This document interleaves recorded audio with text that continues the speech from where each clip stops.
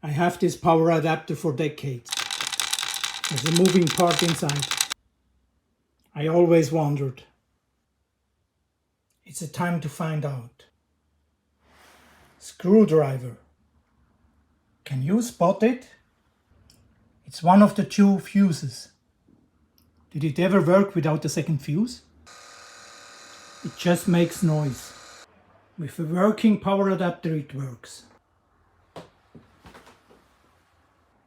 It only delivered 12 voltage.